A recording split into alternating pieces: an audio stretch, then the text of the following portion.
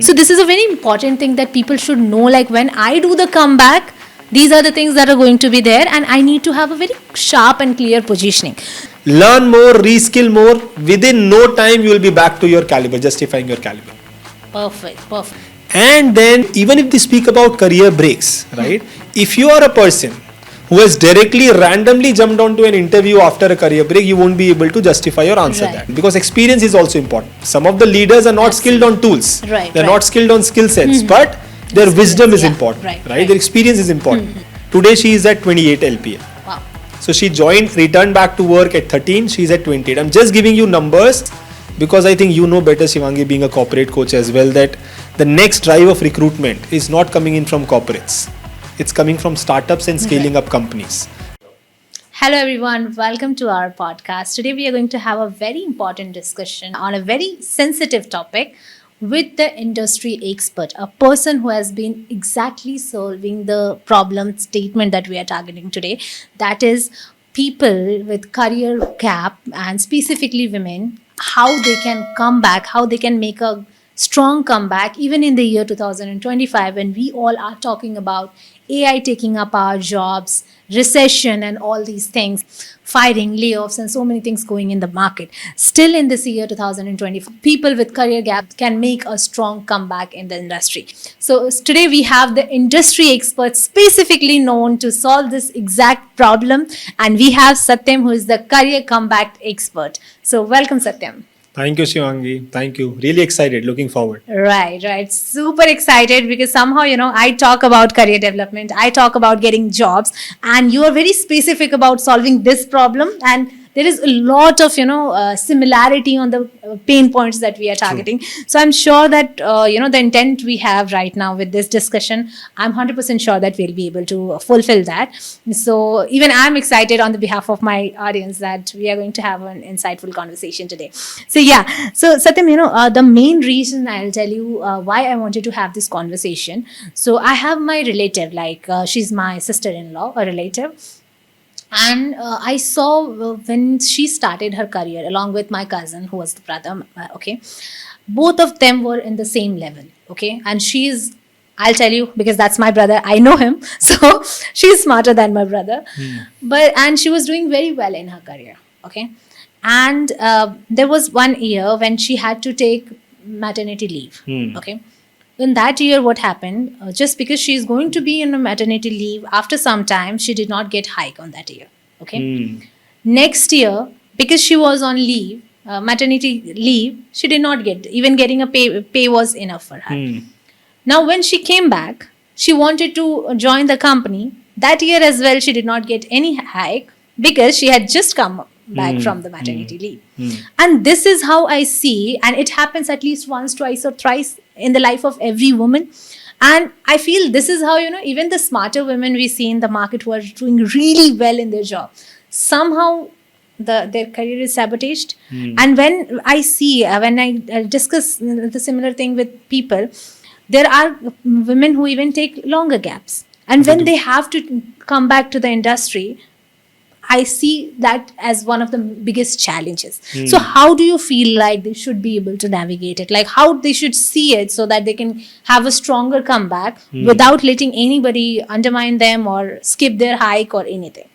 How do you think they should approach this? Interesting. So thanks for asking this question, Shivangi, because what I do at present is help women on career breaks return back to work. Right. Now, most of the times, the women who come for our coaching programs or for our programs are those who already have had 3 years, 4 years, 5 years, 10 years, up to 15 years of career break as well. So I do not get a chance to address those women who are planning for a career break. Right. So with your question I will try to at least address that crowd. So see, career breaks are usually taken, at least by Indian women, for marriage, maternity, other family commitments, sometimes elderly care, sometimes due to their own health recovery. Multiple reasons could come. Sometimes the incidences of taking breaks due to sabbatical, just taking a break just to focus on their personal growth is also that is also coming up. Now, when you plan for a career break, especially when women plan for a career break, if they can plan it in advance, right? The corporates today have policies for maternity leaves. They have most of them would have policies for different kind of support systems to women when they are planning for maternity leaves or even for their marriages, relocation and everything. Yeah. Most of the women, when they take these breaks, they are a little, what should I say, carefree, which means because of these strong policies that the corporates, portray or project, they would not make any special efforts. The women would not make any special efforts to plan for their return after the career break while they are taking career break, which is okay.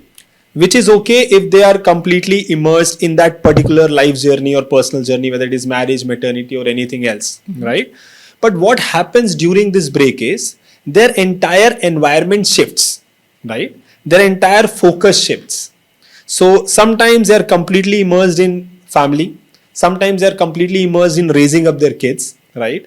And what happens is human brain is tricky. It has a short-term memory of the past.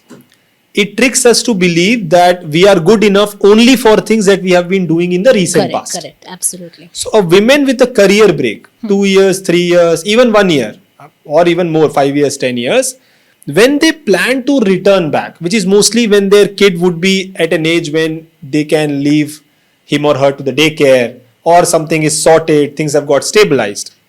The most critical factor, the blockage, is in their own mind.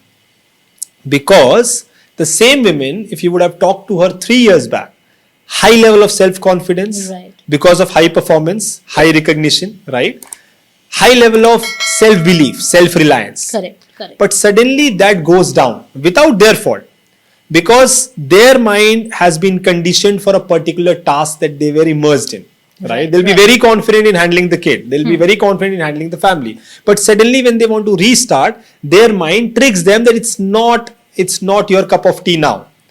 So when their mind tricks them this way, they suddenly start seeing all the negativities. Right. For example, lack of corporate support, no salary raise, rejoining at a salary cut, right? All of these things start messing up with their mind. A better way, the best way to plan for this is you plan before your career break, which means your career break is there, you plan it that way. During your career break, there is leave, but immediately after your career break, you plan things accordingly so that you can rejoin. Right? And during your break, when you have some time for yourself, you keep reskilling. Correct. Right? Absolutely. Very A important. huge advantage to women on career breaks, when I see it from externally, is that people in the industry are not reskilling that much. If you just you are a skilling coach, so you would know better that people in the industry, right, they are a little bit into their comfort zone. Right. Absolutely. They have the job, so there is salary coming in, they deprioritize their upskilling. Right. And upskilling and reskilling is what? Non-negotiable today. Correct. Right? It has to come in. The world is changing so fast. Technology is coming up, evolving, tools are coming in, AI is coming in. Women on career breaks, because now they have time for themselves, it could be their marriage leave, maternity leave, they must take out some time. This is the best way to plan in advance, that they can take out some time to start reskilling themselves.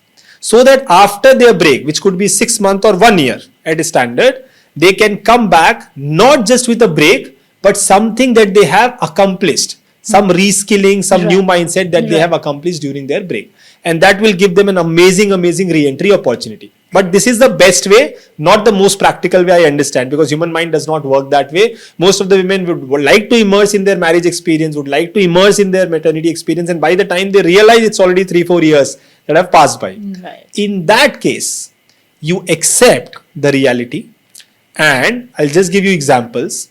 For example, let's say a woman was working at 15 lakhs, so let's say 20 lakhs per annum, right? She took a break, 3 years, 4 years, 5 years. She decided to come back. She got into training, she got into our community, we helped her out. She got an opportunity to return back to work at 13 LPA. Okay. The last salary was 20 LPA. I'm just giving you an extreme example. Does not happen all the time. We train them on negotiation as well. But she got an opportunity at 13 and she was talking to me. She was into personalized coaching. Satyam, should I take it up? Was the profile good? Yes. Was it of her interest? Yes. Was the company good? Were the people good in terms of energies? She said yes to all. I said, you take it up. This is 1 year back. Today she is at 28 LPA. Wow.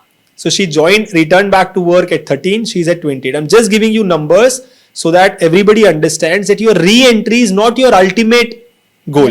Your re-entry is just a re-entry. And once you are inside, if you are capable enough, the caliber is there, you are getting a chance to work on live projects. Any salaries, consider it as a bonus. You were already on a break, right? Consider it as a bonus. Learn more, reskill more. Within no time, you will be back to your caliber, justifying your caliber. Perfect. Sounds really good. But now, I think when it comes to career break, in Western countries, in other countries, it's not a big deal, right? They easily have gap year concept, right? So they have 1 year, 2 year gaps, and they just do whatever they want to do, and then they confidently enter the corporate. Yes. Now, in Indian corporate scenario, gap is considered to be a huge taboo. And even if the employers are not considering it to be a big blocker, I think the mentality of the people who are trying to do the career gap, that's the biggest problem I see. True. And they just feel like, if just because I am coming back, I try to join, their entire positioning and every single thing is like, whenever they're explaining all the questions, all the answers, and whenever the interviewer asks, did you take a break? Boom. They feel like it ended. They go blank. They are unable to justify it, and at the same time, their confidence level goes down. Right? So they are fine with anything that the person is saying. So how do you think? Like, how do you feel like the mindset shifts should happen so that they can actually confidently come back? The other thing is definitely, as you said, right? Earlier, the industry would change really slow, right? Then there were 1 year, 2 years of gap, and then things and technologies were changing. Now, every single month, things are changing. What people are doing is they feel like, okay, I'm a software engineer and I will join as a software engineer. But the thing is, right now, it's not software engineer is no position at all. Right? What specific do you do is the main thing. What are the tools where you are specialized? For example, for an automation tester. If you are specialized, you cannot say that I'm an automation tester and you can get selected. It doesn't work like that. If you were working on something like Tosca earlier, right now, if you want to do the comeback, you need to know like things like Playwright, because this has already wiped up the market of Tosca. So this is a very important thing that people should know. Like, when I do the comeback, these are the things that are going to be there, and I need to have a very sharp and clear positioning. So this is a mindset that I think, and this is why the confidence level is low. I'm a software engineer, I'm a software tester, I'm an automation tester. So those generic job descriptions or the job titles, they don't work anymore at all. Very true. Right? So that's why when they come back to the market, they feel like we are old school, and market, whatever is happening around me, this is something I cannot understand, right? So about the mindset, what else do you think is they should be doing so that they can have, at least they don't undermine what they have done, they don't get blank when they are asked these questions, and they can easily navigate through it. So what do you think they should do? Very interesting points that you have touched upon, Shivangi, and I'll try to address them as they come. So first thing, that when the interviewer asks about the career break, they would go blank. Right. By research, so as of today, I would have directly addressed around 7,000 plus women professionals on career breaks through sessions, through masterclasses, through also some kind of researches, surveys as well. And we realized that the most common fear, the biggest fear when we ask them, when it comes to re-entering, what would we answer when the recruiter says, why did you take a break, right? How would we answer? So my question to them was, don't you know why did you take a break, right? You know that.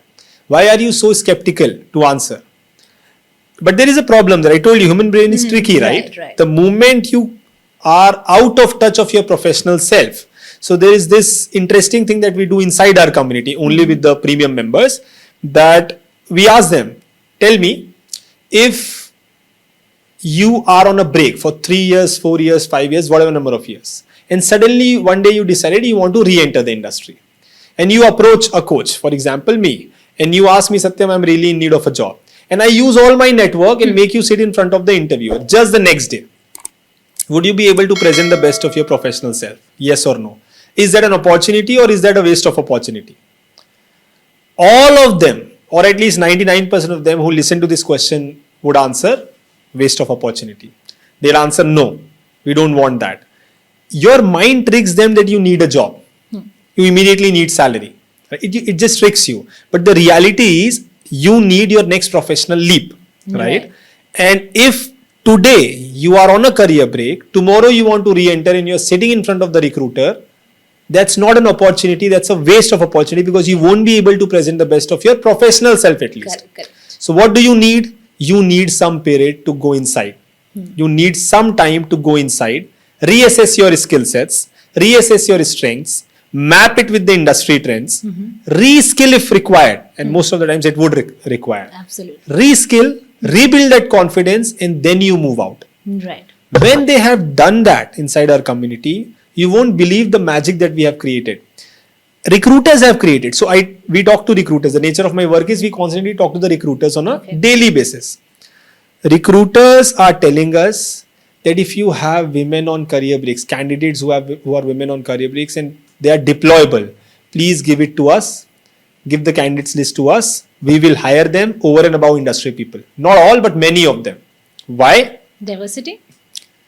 That's one of the reasons, but there are more practical reasons. Number one, recruiters feel that negotiation would be easy. Yeah. With industry people, negotiation is hard. If there is a budget, let's say 10 to 14 lakhs per annum, they know somebody from the industry would negotiate hard, they'll have to overshoot the budget. A woman on a career break would come within the budget. They are pretty sure about that. That's the advantage to the recruiters. But there is an advantage, right? Number two, notice period. Huge advantage to women on career breaks. I'm again saying provided that they are deployable. If the deployability quotient is sorted, average notice period in corporates today is 90 days. If you're lucky, it's 60 days. A recruiter floating an offer letter, waiting for 60-90 days in today's world. You just talked about how the fast tools are changing, designations are changing. Within 90 days, the designation goes away. Right. Or the candidate goes away with a different offer. But women on career breaks, when can you join if you get an offer letter? Tomorrow. 7 days. 15 days at max. Big advantage to the recruiter. All of the risks are avoided.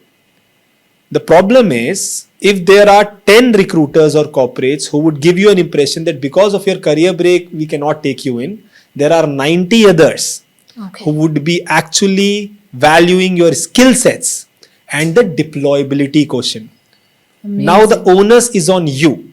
So we specifically ask women to not engage in thoughts whether recruiters are hiring women on career breaks or not, whether corporates are hiring women on career breaks or not. You think about what you can do. Where are the gaps? If this is the JD you are targeting, are you well versed to interview for this JD today? If you are well versed, which means you have reskilled, you are in for deployability, which means you are ready, which comes with some project work, right? Self-paced project, guided projects today, right? You can do it. You don't need a company to do projects today. You can simulate. And there are so many portals. And that is the exact thing that we do inside our community. Once they are confident with the tools and skills, they have deployed them enough, and they are confident, 8 out of 10 recruiters would consider them, depending upon how well they have trained for interviews and everything else.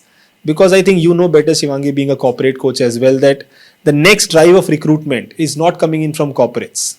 It's coming from startups and scaling up companies. Corporates are anyway getting cut down, right? Because every corporate, there is a piece that is cut and a startup is formed with a new tool, with a new skill. And the startups they are not concerned about whether you're from the industry or from break or sabbatical. They are concerned about deployability. Can you do this work? Do you have the right skills? Can you work remotely or hybrid? Come in. They have a budget constraint for sure, but that is working as an advantage for people with career breaks because they are getting in re-entry to the workforce and they can grow from there. Absolutely. So, you rightly say that there are a lot of blessings or the good points that people often ignore. And when we talk about career breaks, we just keep on stressing upon the shortcomings of it, right? So if we can just focus on the advantage that we have in hand, I think the mindset is going to be shifted very quickly, and it is definitely going to help them negotiate the offers better, right? Because even if somebody is coming back after a career break, it's fine. That definitely they should get into the market, and growth is definitely going to happen, because career is not a 1 day, 2 day or 2 year thing. Career is a long term thing. True. On an average, I think a person in corporate, in private sector, they work for 40 years. In government sector, they work for 28, 30 years. Okay, so it's a long term game. So the offer letter immediately that you are getting is not everything, right? True. But at the same time, when you are entering, the kind of offer letter you are getting, that also plays a very important role, Always. right, in shaping how much your growth is going to happen. Because correct me if I'm wrong, when I see the career graph of people, okay, it's not for specifically for career growth, career gap people, but it is for everyone. So when they start their career as a fresher, from 1 to 2 years, it grows like this. The people with 2 to 6 years, it grows like this. Compounds. Right, it compounds. Why? Because these people like me, right, we are high in energy, we are high in time, we don't have a lot of family responsibilities, so all the energy and everything that we have, we just spend it on work, learning, and even our managers are happy because we are available, right? If they have to call somebody or they want somebody to go just extra step, then we are the most reliable people, because we know that we are not engaged anywhere else. So yeah, these things are important, and then it slows down a between. True. So even if you're doing a comeback at this graph, right, still when you are doing a comeback, I think having a fair pay is very important, right? True. So, and that comes when you are smart enough to negotiate the salary. The first Yes. thing is you understand what value you bring to the table. Yes. Second thing is you are confident that what you are going to the table, going to bring to the table, because when it comes to interviews or it comes to job switch, we are not selling our experience, we are selling our potential. True. Correct. So how do you think that the people with career break, who have so much of stigma, who have so many self doubts, they undermine themselves, what do you think there are the can you tell me the 5 best ways they can negotiate for a good salary so that they can have a very strong career comeback? So very interesting thing, Shivangi. I mean, very critical part, the most critical part would still remain negotiation, even in the Right. re-entry. I'm not sure of whether I know 5 things or not, but whatever I teach, I'll try to cover that. Sure. So before I start this, so we have testimonials and success stories of women with 4 years of career break rejoining at 40% raise, Wow. right? There was a woman who had 7 years of career break. She joined at 30% raise from the previous salary, Right. How has this happened? So of course we train them on negotiation as well, how to do negotiation. The first thing would rise out of your statement, which when you said that you're not selling your experience, you're selling your potential. Right? So when you negotiate, the most common benchmark on any candidate's mind is the previous salary. Right? And for women on career breaks, that's the obvious benchmark because that's the last time they earned something. Correct. So if that is the benchmark, that you will play on that benchmark, Right. which is anyway 4 years, 5 years back number, plus you have a break, so recruiter will try to push you on the break part. Recruiter already has an advantage. But if the benchmark changes, if the benchmark is the industry standard for the profile you are applying for, right? So if the industry standard for a particular profile is, let's say, 15 lakhs per annum, right? And you worked at 10 lakhs per annum. But you know, out of every research that you have done, that for this profile, on an average, these kind of companies are paying 15 LPA. Right. You can code this, right? And if I code this in this way, for example, you are a recruiter, I am a candidate, and I say, Shivangi, I heard that there is 15 lakhs being offered by the industry for this particular position. Can you offer me that much? You would say, but Satyam, you have a career break, so I understand, but it would take some time to get trained, and we have our budget. The most common argument, our budget is up to 12 lakhs only, right? We train them to speak it like this. Shivangi, I have been interviewing for other roles, and I think their offer to me would come to a range of 15 to 18 lakhs per annum. Do you think Shivangi Academy would be able to pay that much, right? Could you increase your budget? So this you becomes the company. Right. So now the recruiter speaks on the behalf of the company. There is a psychological shift. Correct. Right? Absolutely. So if you say, can you offer me versus you say, can Google offer me? Right. this much. There is a difference on the table Right, itself. right. Plus the benchmark is the industry benchmark, right? And then they, even if they speak about career breaks, right? If you are a person who has directly randomly jumped onto an interview after a career break, you won't be able to justify or answer Right. that. But if you have worked on your deployability, then you start speaking about projects. Shivangi, people from the industry will sure bring in the experience. Right. But I am sure that the kind of reskilling I have done, with the kind of JD that demands the skills and tools that were a part of the JD, I have done projects in each of them. For example, I've done projects on Jira, Pencil.io, BRD. And when I was doing these projects, these simulations were exactly as your projects would be. Right. So I'm bringing in deployability. I'll be able to add value from day one. It will save you a lot of time, money, and resources on training, right? Perfect. So you are actually negotiating not just in terms of your previous salary, but the kind of money a recruiter would save, the kind of money a company could offer, Right. and the kind of money if you don't offer, I'm already getting. Right. That kind of confidence building, if you bring to the negotiation table, there is no reason you would need to accept a cut unless the circumstances are exceptional that you immediately want to join something. You immediately want to restart. We still say it's okay to accept a cut of 20-30%. Within 6 months, you would be able to recover that and more. Absolutely. You mentioned at one place that there is something like industry standard. Okay. So what I train, like the motto or the main thing that we believe in is your expertise matters more than experience. Okay. Why I say this? Because this is the exact principle that I live by. When I left my job, I immediately got a consulting in Walmart, right? And in Walmart, I started working. I didn't. The catch for me was it was not related to my degree. I had no on-paper experience. I just got my job there, and I was working alongside the director as a consultant. Okay, and I had nothing to mention there. The only thing that I had was the conversation that we had. I positioned myself as an expert because I was already doing freelancing.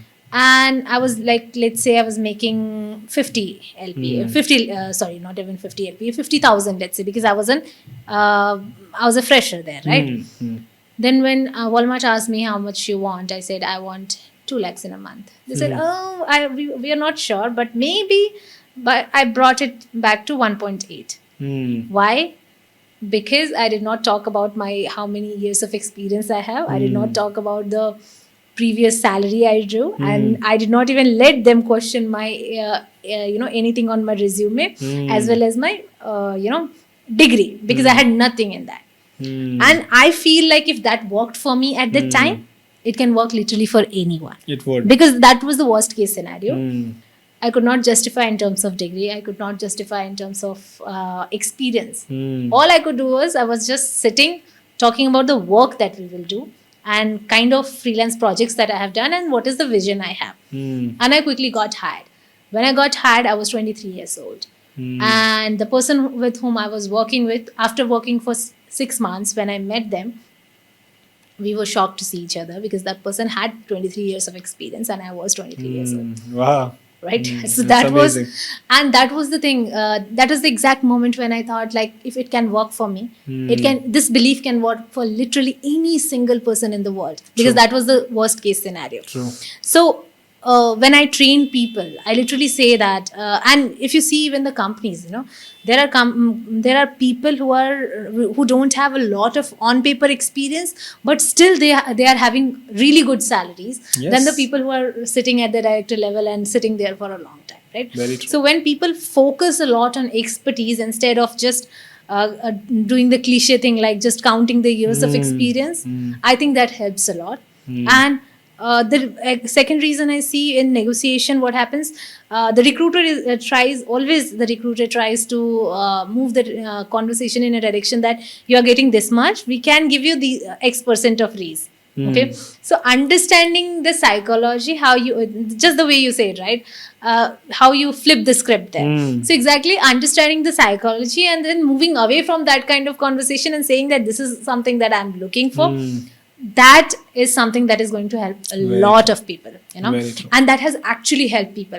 There was a person whom I was training, and he had 12 LPA at the time. Okay, when we talked about making a change, he was like, okay, maybe I'll get 10%, 20%. At max, I can get 50%. If really good, we can get 100%, which is very ambitious thing. In corporates, yes. When we started the preparation for that person, we just moved away from saying that 100% yes and 4 years of experience, 5 years of experience. Let's keep everything aside and let's imagine how much you can get. We planned a change that, and we'll like, even if we can get 30, he was like, no, 30 shouldn't be possible for me, right? Then we just moved aside everything and we just focused on the skills and the projects that he has done. We had a lot of discussions only on the projects, and he got 38 LPA. 38. Wow. Even honestly, not even a percentage, it's times, like 4x, 3x. Right. And if you just sit and keep counting things in terms of percentage, you're always going to sabotage yourself, right?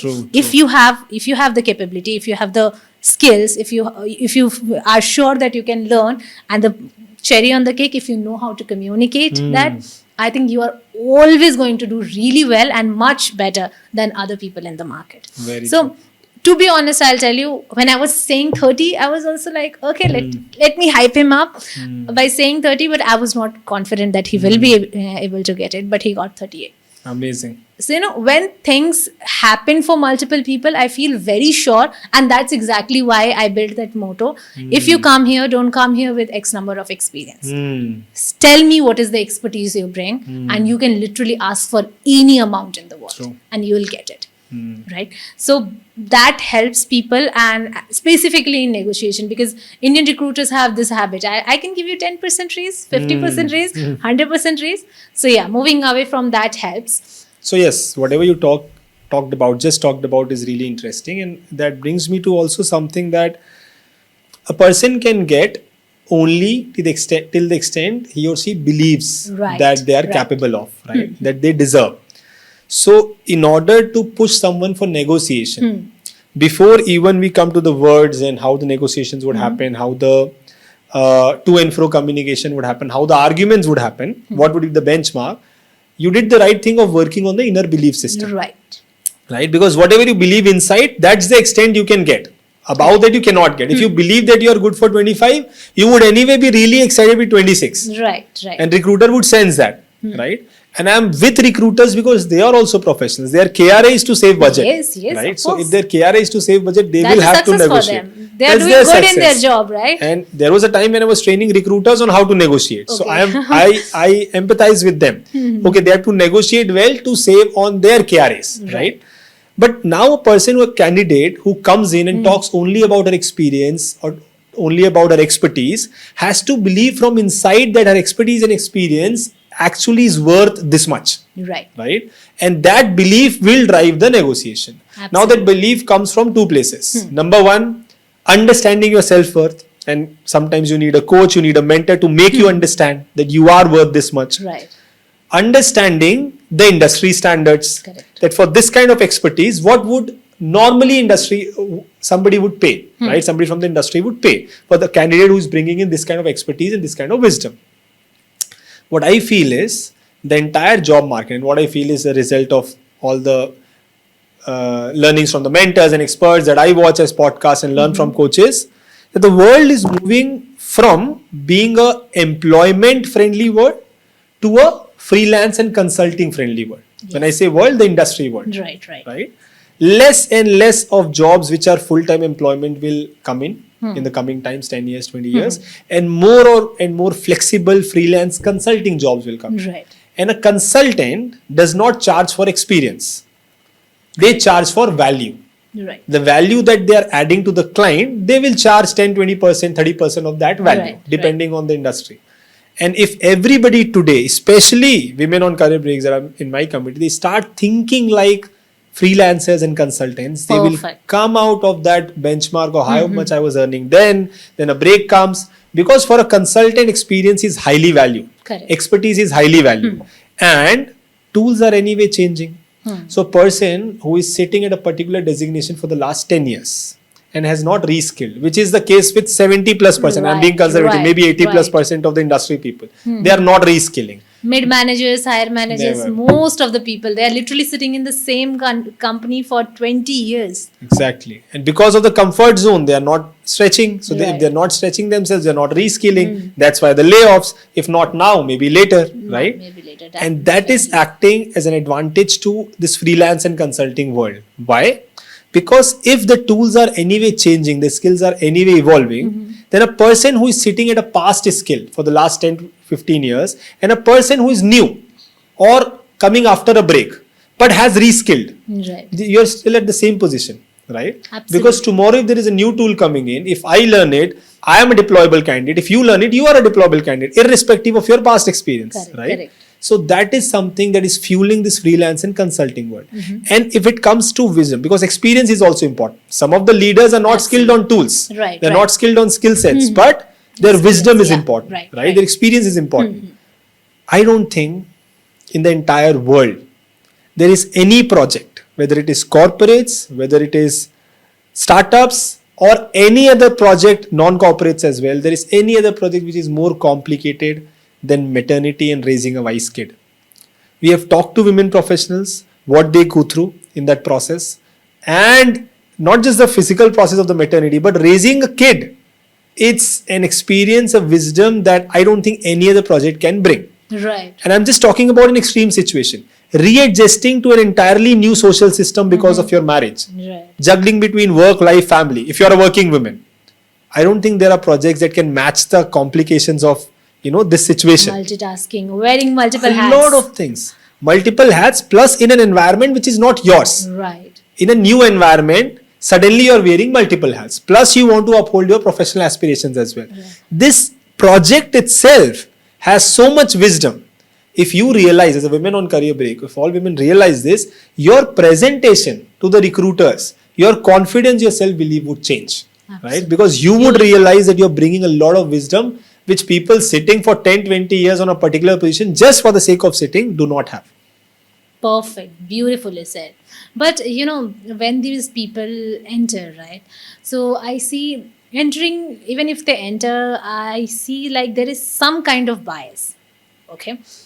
Thinking that the person has just, even no matter what they are bringing to the table, they don't understand. If you see in a corporate, nobody knows what the other person knows, right? True. But somehow there is a bias, and I see it mostly coming from the immediate manager. I'm telling you because I have seen it very closely. They feel, they just have this assumption that the person might not be like everybody else, or I need to somehow ensure that the person is focusing here as well because they have something else in the back end. And the third thing is even they feel like they just assume that the person is not focused, right? So there are a lot of toxicity and bias I see for people with career gap in corporates. So how do you feel? Like, have you seen any story like this in your conversations, and how did they navigate it? I mean, always there.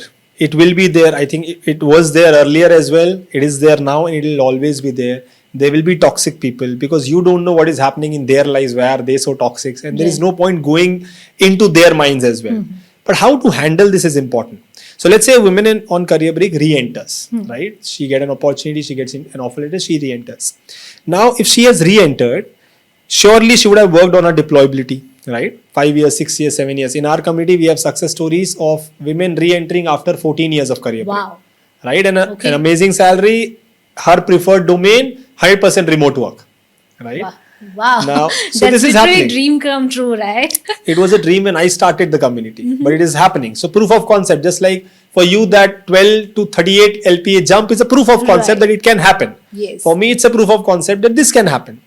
Now, till the time we reached here, there were many success stories of 3 years return back to work, 5 years career break, return back to work, 10 years career break, we were very happy. We cut a cake. 10 years career break, we made a return back to work. And then we got a 14 years career break success story. Now with a lot of them, at least 20-30% of them, this thing happened that the happiness was a little short-lived. Okay. So they returned back to work, but suddenly a new challenge. They were out of work 4, 5 years, 6 years, suddenly work part. And that challenge becomes easy and smooth to handle if the surroundings are supportive. So for a lot of them, the surroundings were supportive, but for a few of them, they were not. Okay. Managers getting toxic, not liking, a bias that they would not work as good as compared to somebody else. So they were not giving them work. They were not involving them in important discussions. These things come in. And then at least with those women on career breaks who are into personalized coaching, we got this chance to interact with them. They said, Satyam, I returned back to work. I was so happy, but these things are happening. I'm really, my happiness was short-lived. My morale is getting down. So we sat and we discussed it. And we tried to find a solution. The solution that worked was this. So I told them that, okay, for the last 3 months, to ensure that you are deployable, you were working on projects, self-paced projects, pro bono. They worked on Coursera self-paced projects, Forage self-paced projects with startups of their friends, pro bono projects in their tools, right? Not earning, but improving their deployability. Right. That is how you got this job. Now consider that for the next 3 to 6 months, whatever is bearable, you are working on a project that also pays you money. And you cut every emotions off. Try. Not 100% possible, but try it out. These women, most of them, almost all of them, within 6 months, shifted either their department or the company. Because see, when you're a woman on a career break, all the challenges that we help them for are there. But when you're in the industry, you are in the industry. 6 months of good projects with the understanding of good resume, good LinkedIn, good presentations, good self-confidence, you can make the next move. Right. For a skilled and deployable professional, there is always demand. There is always, for a skilled and deployable professional. Right. If you are skilled and deployable, there will be demand. So you don't get attached to your next job as something which is the ultimate aim of your life. Right? Job has come to you. Either the people would be really friendly, energies would be nice, then you commit yourself. You flow. Right? You go with the flow and you keep on growing. But if that is not so congenial, if the energies are not so good, then you detach and you consider that as a project that is paying you. So you do what the project demands and your objective is simple. You're doing this to rebuild your resume because there was a break.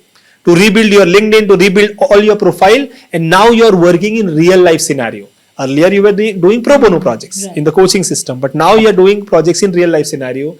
Trust me, the same women within 3 to 6 months rebuild their resume, work for the company, then argued confidently with their super managers that this is what we are not liking.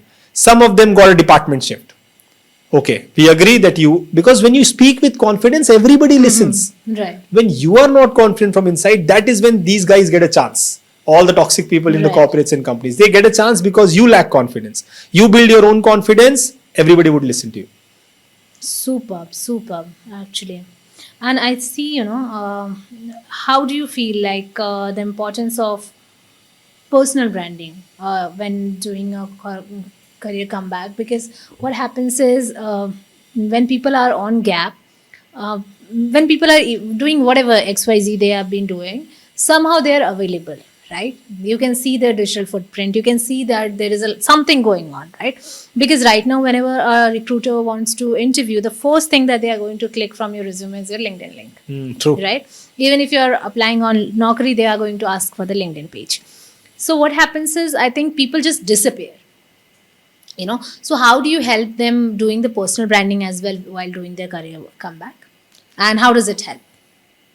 I mean, we both know how it helps, right? I think, like for me and also for you, a lot of credit to our professional growth has to go to personal branding, Absolutely. Right? And LinkedIn has a big role to play. People would say that it's crowded, it's becoming the new Instagram, new Facebook, whatever. I'm not sure. It's definitely crowded. It's more distractive. Like there are more distractions there. But still, if there is one place where most of the decision makers are hanging out, where most of the clients, where most of the hiring managers are hanging out, if there is one place today, it has to be LinkedIn. Right? Yeah, of course. And that is one limitation that women who had longer career breaks have. Because 5-6 years back, 10 years back, this was not the situation. Right. Your resume was enough and the shifts were easy. You were working in a company, you applied through Naukri, you applied through different portals, company pages, and you will get the next job basis your skills and negotiation, whatever. Today it's not like that. And we had to work a lot to actually remove that mental blockage of the shyness, and I don't want to talk about my break, I don't want to talk about my new skills, I don't need to show. अगर आपके पास talent है तो दिखाना नहीं पड़ता. these things have changed now. Right. And I think you would also not believe on this. I firmly believe that अगर आप talent दिखाओगे नहीं तो किसी को पता ही नहीं चलेगा. Exactly. It will be of no use. 100% agree. It will be of no use at all, because I've seen enough of average and above average talent getting into multiple positions in the world, and really great experts who are sitting at their home just thinking about their expertise. Exactly. You've seen enough people like that, right? Absolutely, Especially into the coaching industry. So since we are coaching people, I know what are you doing with this expertise? Just sitting here. Yeah. No, Satyam, you tell me what to do, but I'll not showcase. Then you don't enter the coaching program. This is the era of hypervisibility. It has people to be. Need to be visible. It has to Absolutely. be. There has to be visibility, because there are so many people highlighting themselves. And if you can come out of that mental blockage, there was a woman with a career break, 4 years, I think, and really fast in terms of deployability, learned very quickly, reskilled quickly, was doing projects, but LinkedIn was a blockage. We worked really hard to remove that blockage, that you consider your LinkedIn just as your own portfolio. See, you don't worry about likes, you don't worry about how many people are liking, because you're not a creator, you're a professional. Whatever you're upskilling on, reskilling on, if 3 months down the line you get an interview, for example, you get an interview and you have to revise. How would you revise? You can go to LinkedIn and check the kind of post and learnings that you have shared, and you can revise through them. So she liked that idea, and she just kept posting on LinkedIn whatever projects she was doing. Every other day, new learnings she was getting, new tools she used, she started posting on LinkedIn. Okay, in the interview it will help. I think we worked on a LinkedIn. This is again an extreme case. 1.5 months. She did not have a LinkedIn profile. She started a LinkedIn profile, did this 45 days. Somebody, because she kept tagging me on her posts, right? I said, you just tag me. Whenever you are learning something, you just tag me, saying anything that I learned this, I had an interaction with Satyam and whatever. Just we do the tag exchange. Na? A recruiter who was in touch with me, he got that notification. And she was looking for somebody for 100% remote role with that tool knowledge, which she was getting deployed on her projects. Because I was tagged, the recruiter in the network saw it. Right. We got her an interview. She is already back to work. Wow. Again, an extreme case, might not happen with everybody in 1.5 months. That I'm clearly coming out saying that. But you see the kind of potential. Just when people think about personal branding, they just kind of matchmake themselves with creators. We have to get a lot of likes, we have to get a lot of followers, a lot of reactions. It's not like that. It's not like that. For professionals, it's different. The intent is absolutely different. Very right? different. And that's how the KPIs will also be different. Right. Your intent is not to attract a big crowd. Your intent is when somebody goes to your LinkedIn profile, which the recruiters will go to whether you like it or not. They will check your LinkedIn profile today before making the decision. When they go there, what impression are they getting? They do not see the likes on your post. They see the quality of the post. They see your about section. They see your headline. They see how sincerely you have prepared your professional image. And then if you have created insightful content, that's an icing on the cake, cherry on the cake, right? And that is what recruiters see. And LinkedIn has become a game changer for our community. I'm sure for all your professionals who you train, it is a game changer. It is a game changer for me.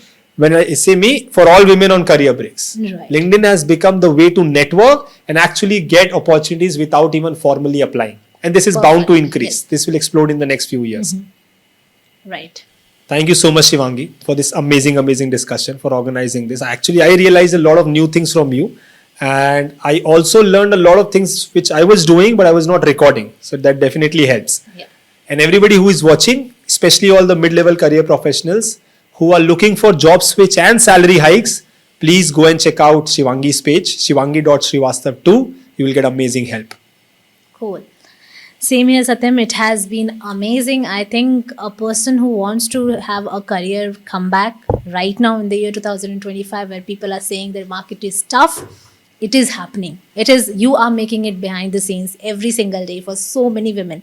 And I think, this, the thing that you are doing right now, the work that you are bringing, it has a lot of value right now. It's not in terms of transaction, money or anything, but the actual, the good impactful work that you are bringing and solving one of the most important and the biggest issues that Indian women are facing. So I think it is already a very noble profession that you have chosen for yourself. And I'm so grateful to have this conversation, the real conversation where we are talking about the, like, no shortcuts, no tips and tricks, hacks. We're talking about the real thing that has been tried, tested, and it has worked for so many people. So I'm very happy to have this conversation. So yeah, so for all the women who want to do a career comeback, please go ahead and directly contact the expert in this field who has created not one, two, but multiple success stories, and have a community and has a community who is super targeted exactly in solving your problem. So go ahead and follow Career Comeback with Satyam, and feel free to drop any comments if you have any questions at all that is related to your job switch, salary hike, career comeback, or your career growth. Thank you so much for joining. Just go ahead, send us the comments if you have any questions, and we both of us would love to answer each and every comment that we get. Thank you so much for joining. See you in the next episode.